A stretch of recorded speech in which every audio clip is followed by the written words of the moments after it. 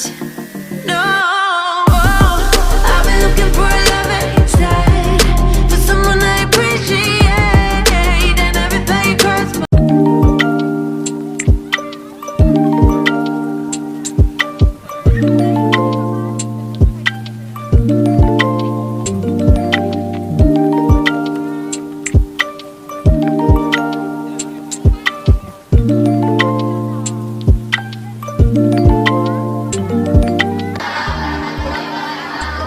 yang disampaikan guru tadi di sini perwakilan dari BPBD. Apa tadi BPBD? Itu Badan Penanggulangan Bencana Daerah. Ada banyak bencana di Indonesia. Tapi pada kesempatan ini Pak Oki ingin menyampaikan penanggulangan bencana dari gempa bumi. Nah, gimana caranya?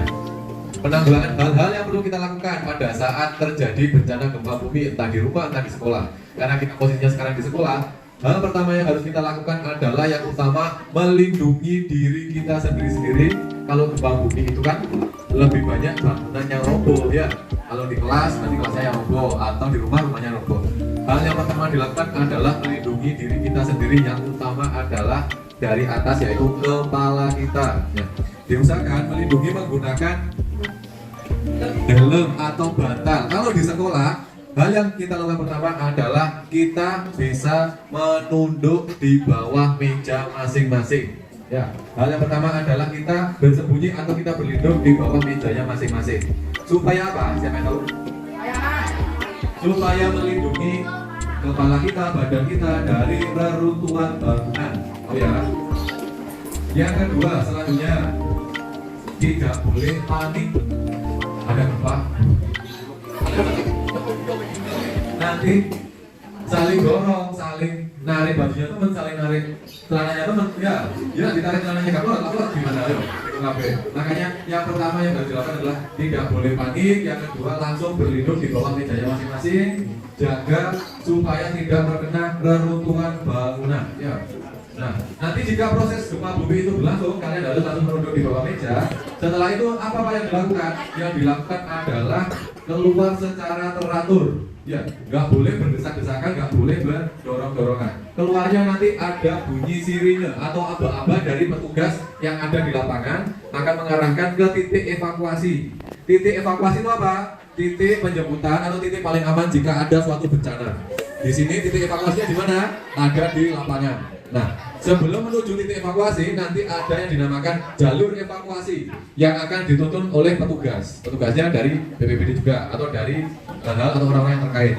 Jalurnya gimana? Nanti keluar kelas masing-masing. Ya, nanti anggap aja yang di depan kolam ini, yang di depan kelas masing-masing itu ada yang namanya instrumen atau instruksi untuk jalur evakuasi. Nanti keluar lewat pagar biasanya itu kayak pulang sekolah. Tetapi bergantian. Contoh dimulai dari kelas 4, kelas 5, kelas 6. Habis kelas 4 ya, yang pertama kelas 4. Dari misalkan deret 1, deret 2, deret 3, deret 4 dan selanjutnya. Harus sama-sama. Pada saat keluar, nah, kan nggak mungkin kita harus berlindung Pak, melindungi kepala kita ya. Nggak mungkin nanti meja rubuh gotong. Mejanya digotong di atas arah-arahan. Nah, mejanya tetap di sini, tetapi diganti pelindungannya menggunakan tas masing-masing. Ya, tasnya ditaruh di atas kepala. Ya, jangan di jangan dibawa pulang gini. Habis pulang ya kalian tasnya dibawa di belakang, kena reruntuhan genteng. Nggak ada yang dilindungi. Makanya tasnya harus di atas, berada di atas kepala. Nah, ya. Yang pertama tadi yang dilakukan jika terjadi gempa bumi apa? Tidak boleh panik. Yang kedua, segera berlindung di bawah meja. Yang ketiga, mendengar instruksi atau sirine untuk menuju mana? Titik evakuasi. Ya. Terus yang keempat, keluar dengan cara teratur atau dengan cara seperti yang telah disampaikan atau diinstruksikan oleh petugas di lapangan. Mengerti sampai di sini? Pidato, jenis pidato itu ada memoriter. Ada yang tahu memoriter itu apa? Pidato itu sudah ditulis, tetapi yang memberikan pidato itu pembahasan. Paham dari sini? Ada pertanyaan?